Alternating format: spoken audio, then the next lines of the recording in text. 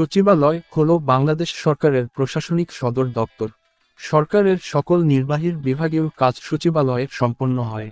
অন্তর্বর্তী সরকার শপথ নেওয়ার পর বিভিন্ন সময়ে নানারকম দাবি দাওয়া নিয়ে সচিবালয় আন্দোলনের কারণে আগে থেকেই সেনাবাহিনী ও পুলিশের যৌথ নিরাপত্তা ব্যবস্থা ছিল।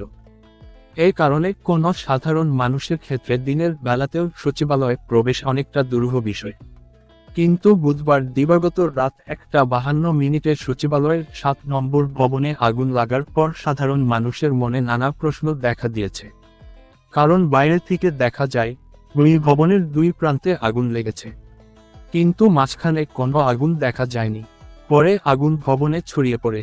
বিস্তারিত দেখুন ভিডিও। আপনাদের সিকিউরিটি গার্ডরা কই? পুলিশ কই? একজন ফায়ার সার্ভিসের কর্মীরা ট্রাক চাপা দিয়ে চলে গেল।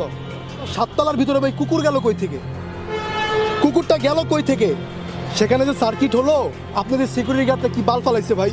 আমরা একত্রে লড়াই করব, কিন্তু আপনারা দেখেন বিএনপি পন্থী বা বিরোধী দলীয় যেসব সচিব যেসব আমলারা আছে তাদের কিন্তু তারা সাইড করে তারা একটা কিংস পার্টি নামে একটা পার্টি তৈরি করছে। সেই জায়গায় কিভাবে একটা ট্রাক ঢুকলো, ঢুকে একটা ফায়ার সার্ভিসের কর্মীকে চাপা দিয়ে গেল যেন কাজটা আরও রিল্যাক্সে হয়, আরও ভালোভাবে আগুন ধরে। আগুন যদি সেখানে আইন শৃঙ্খলা বাহিনী থাকতো, ঠিক আছে, তাহলে আগুন লাগার সাথে সাথেই ফায়ার অ্যাক্সিডেন্ট যে ছোটো যে গ্যাসের বোতল আছে ওটা দিয়ে তোমরা নিভাই দিতে পারো, তল্পিট আগুন বাস। তোমাদের এত বড় সচিবালয়, অথচ একটা রাস্তায় ফায়ার সার্ভিস দাঁড়ালে অন্য অন্য রাস্তাগুলো ব্লক করে দেওয়া হয় যেন সেখানে মানুষজন এবং কোনো আদার্স পাবলিক না ঢুকতে পারে। ডিবি হারুন কিভাবে দেশ থেকে পালালো?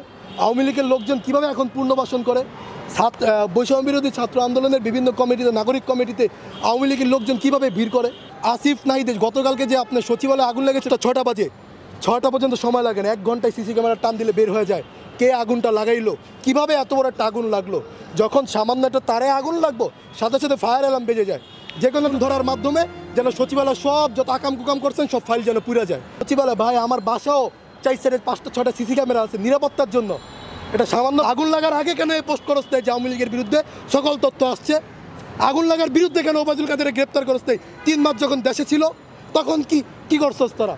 আগুন লাগার আগে কেন তোরা আওয়ামী লীগ? আচ্ছা, মনে করো তোমরা বললা যে সচিবালয়ে রাতের বেলা কেউ ডিউটি করে না, এটা আমরা মেনে নিলাম।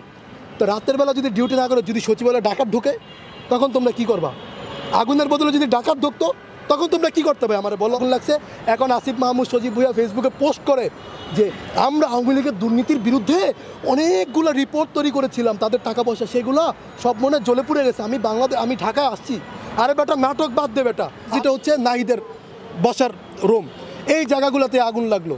হ্যাঁ, এরা দেশের অনেক বিষয় তুলে ধরেছিল, এদের ফাইলগুলো পুড়ে গেছে। এই জন্য আমরা দুঃখ প্রকাশ করি যে না, দেশের সার্বভৌমত্বর জায়গা থেকে যদি কোনো আঘাত আসে, এটা মোবাইল দিয়ে বাইরে থেকে প্রশাসন দেখতে পারবে যে সেখানে কি হচ্ছে। সেই ফুটেজ দেখতে চাই, কোন জায়গায় আগুন লেগেছে, কে আগুন লাগিয়েছে, এর তথ্য বের করতে এখন বিকাল 5 জানেন ইন্ডিয়া দিয়ে যায় নাই। গত 1.5 মাস আগের ঘটনা, ডিবি কার্যালয় থেকে শোনা কথা।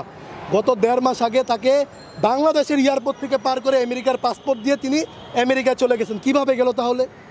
বিল্ডিং, এই প্রেস ক্লাবের আশেপাশে 4-5টা সিসি ক্যামেরা আছে শুধু নিরাপত্তার জন্য। ক্যামেরা জ্বলে যেতে পারে, হার্ড ডিস্ক তার জ্বলে যেতে পারে না, হার্ড ডিস্ক তার ভিতরে থাকে না, মোবাইলের অ্যাপ থাকে। সচিবালয়ের মতো জায়গায় তো ছোটোখাটো জায়গায় আগুন লাগলে ফায়ার অ্যালার্ম বেজে, অথচ বাংলাদেশের সর্বোচ্চ জায়গায় সচিবালয়ে আগুন লাগছে, এখানে কি ফায়ার অ্যালার্ম বাজে নাই? তোমাদের পুলিশ কর্মকর্তারা রাতের বেলা কি সেখানে ডিউটি করে না? 3টা তালায় আগুন লাগলো, যে 3টা তালায় তোমরা 3 মন্ত্রী বসো, বর্তমান 3 ধান্দাবাজ একসাথে, 3 বন্ধু একসাথে ধান্দাবাজি করে বেড়াও, 3টা একসাথে বসো একদম সিটি হলে, 3টা একসাথে, 3টার লীগের পার্টি নেতাদের ধরে বড় বড় নেতাদের দেশ থেকে পালানোর ব্যবস্থা করে দিচ্ছিস। আপনার এই আন্দোলনের সবচেয়ে কুখ্যাত একজন খুনি আপনার ডিবি হারুন আমেরিকায় গেছে। এটা আপনারা জানেন। কোন কোন সেক্টরে আগুন লেগেছে জানেন? 7 নম্বর বিল্ডিংয়ে আগুন লেগেছে, সেটার হচ্ছে 7, 8, 9, 6 তলা হচ্ছে আসিফের কার্যালয়, 6 তলার একদম সোজা